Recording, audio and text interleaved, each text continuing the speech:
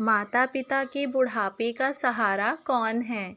आज सुमन आसमान को निहार रही हैं क्योंकि उसी आसमान में हवाई जहाज़ नज़र आ रहा है जो शायद उसके बेटे को उससे कहीं दूर, उसके गांव से दूर लेकर जा रहा है। आंखों में आंसू बहे जा रहे हैं, लेकिन वे अपने दिल की बात किसी को बता नहीं पा रही है। होठ कांपते कांपते रुक जाते हैं क्योंकि उसे डर है कि कहीं उसके आंसुओं को उसके पति दीनानाथ ना देख लें। तभी उसे पीछे से आवाज़ आती है, दीनानाथ, अरे सुनती हो, मैं थोड़ा खेत की तरफ जा रहा हूँ।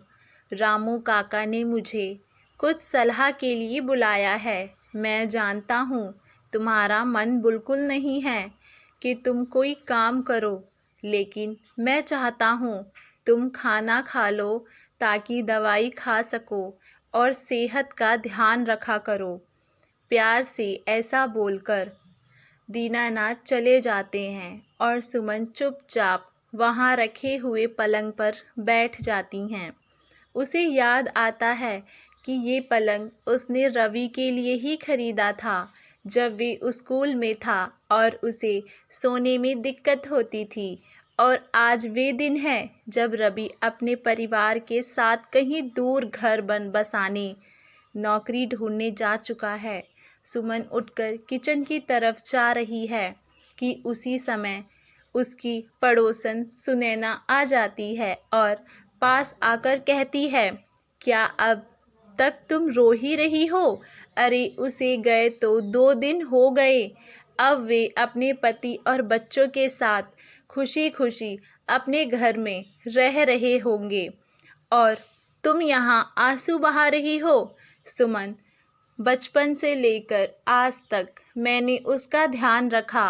उम्मीद नहीं थी कि वे अपने परिवार, माँ बाप और गांव को छोड़कर हमेशा के लिए चला जाएगा। माँ हूँ, उसकी याद तो आएगी ही। रोते हुए सुनैना, अब तुम अपने बेटे को भूलने की कोशिश करो। चला गया वे पंछी अपने पिंजरे को छोड़कर। अब भला वे वापस हमारे गांव में क्यों आएगा? और आएगा भी तो सिर्फ 2 या 4 दिनों के लिए। अरे वे पीछे गली वाली परमिला का भी यही हाल हुआ। उसने तो अपने बेटे को शहर इसीलिए भेजा था कि वे वहां जाकर परमिला की मदद कर पाए, लेकिन देखो ना बेटा, तो वापस आया ही नहीं। मुंह बनाते हुए सुमन, नहीं नहीं, मेरा रवि ऐसा नहीं है। पहले तो वे मेरा बहुत ख्याल रखता था। ये बात अलग है कि तब वे बहुत छोटा भी था। सुनैना, तुम जानो और तुम्हारा काम। मैं तो थोड़ी शक्कर लेने आई थी। मेरे घर मेहमान आ रहे हैं ना, और दुकान खुली नहीं है। हो सके तो एक कटोरी शक्कर ही दे दो।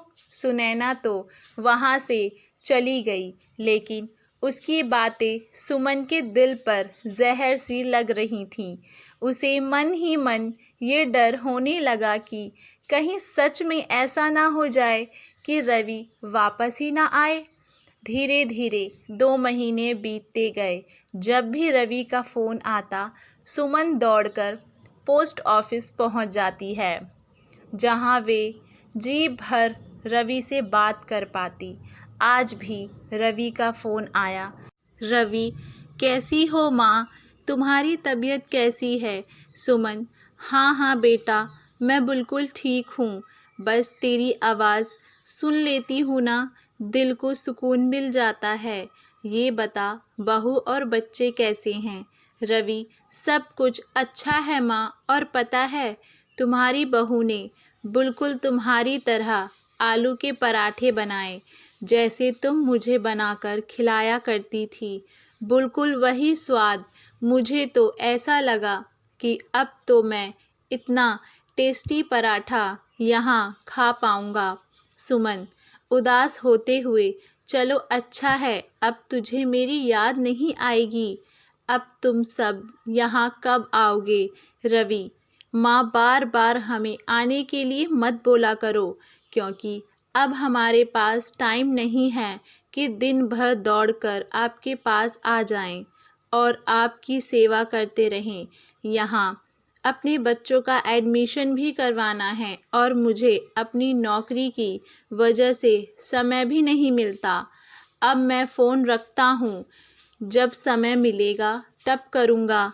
रात होने पर सुमन दीनानाथ से पूछती है, बहू ने अगर मेरी जगह ले ली हो तो भला मेरा बेटा को मेरी याद क्यों आएगी।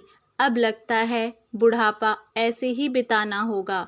उदास होते हुए दीनानाथ, सही कहती हो। अब तो रवि का ज़्यादा फ़ोन भी नहीं आता और वे अपने काम और परिवार में ही व्यस्त रहने लगा है।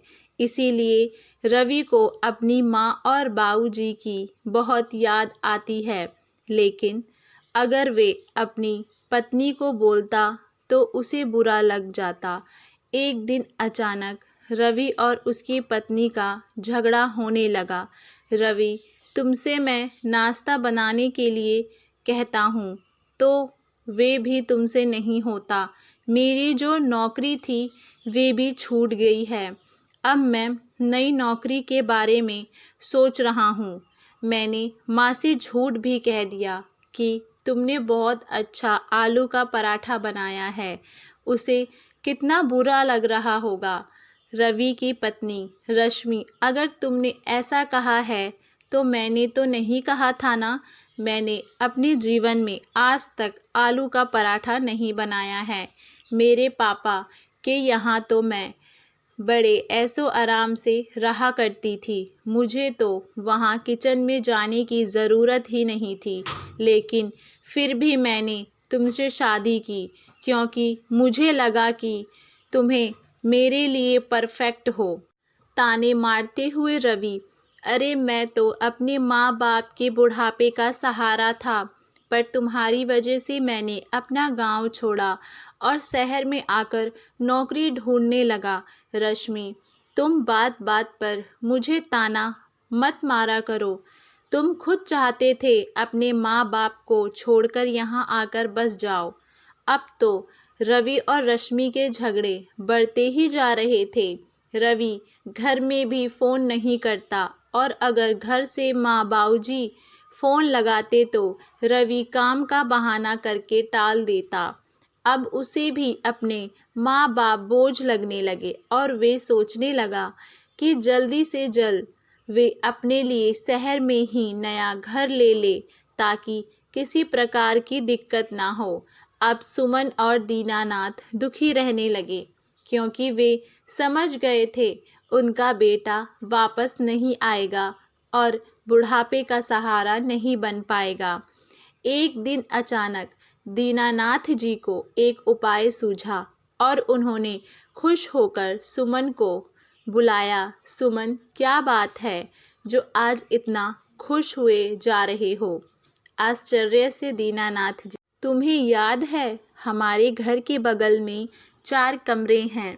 ऐसे भी वहाँ पर कोई नहीं रहता और हमने उसे इसीलिए बनवाया था कि हमारा बेटा अपने परिवार के साथ वहाँ आराम से रह सके। लेकिन अब वे यहाँ नहीं आएगा और इसीलिए मैंने सोचा है कि क्यों ना हम उन कमरों को स्कूल और कॉलेज में पढ़ाने वाले बच्चों को किराए पर दे दें ताकि हमारे लिए वे बुढ़ापे का सहारा बन सकें और उनकी बदौलत ही हम आगे खुश रह सकें। सुमन, अरे वाह, ये तो बहुत अच्छी बात कही आपने। ऐसे में उन बच्चों को सहारा मिल जाएगा और उन बच्चों के कारण हमें बुढ़ापे का सहारा मिल जाएगा और उन बच्चों के कारण हमें बुढ़ापे का सहारा मिल जाएगा। लेकिन कल को अगर रवि यहाँ आ जाए तो हम उसे क्या जवाब देंगे? सोचते हुए दीनानाथ जी, जो रवि ने स्वार्थ के लिए हम बूढ़े माँ बाप को छोड़कर दूसरे शहर में जाकर बस गया और अब तो हमें वे पूछता भी नहीं, ना ही फ़ोन करता है, ना यहाँ आना चाहता है। हम उसके लिए कब तक राह देखते रहेंगे उन मासूम बच्चों के कारण ही हम खुश रह सकेंगे और हमारा घर भी खुशहाल रहेगा। कुछ ही दिनों में उन 4 कमरों में कई सारे बच्चे आ गए जो किराए में रहने लगे और साथ ही साथ खाली समय में सुमन और दीनानाथ जी के साथ आकर बातें करने लगे, जिससे सुमन और दीनानाथ जी को बहुत अच्छा लगने लगा और दिन भर की थकान और दुख दर्द खत्म होने लगा। किसी तरह जब ये बात रवि को पता चली तो उसे बहुत बुरा लगा कि उसके ही माता पिता ने ऐसा किया, लेकिन वे समझ चुका था कि उसने भी अपने माँ बाप को छोड़कर अच्छा नहीं किया। तभी वहाँ पर किराए पर रहने वाला एक बच्चा आकर कहता है, ताऊ जी, क्या हम कभी किसी का दिल नहीं दुखाना चाहिए? दीनानाथ जी, नहीं बेटा, हमें किसी का भी दिल नहीं दुखाना चाहिए, क्योंकि जब भी हम किसी का दिल दुखाते हैं ना, तो कहीं ना कहीं हम गलत कर रहे होते हैं, जो हमें उस समय समझ नहीं आता। ऐसे में अच्छा होगा अगर हम सबको खुश रखें, तो हम हमेशा खुश रह सकते हैं। और हमेशा उम्मीद उन्हीं से रखो जो तुम्हारी उम्मीद पर खरे उतर सकें। बच्चा तो वहाँ से चला गया, लेकिन सुमन और दीनानाथ समझ चुके थे कि उनकी खुशी उनके हाथ में ही है और अब उन्हें किसी की ज़रूरत नहीं है बुढ़ापे के सहारे के लिए, क्योंकि उनका सहारा अब वे खुद ही हैं। आशा करती हूँ आप सभी लोगों को हमारी ये कहानी पसंद आई होगी।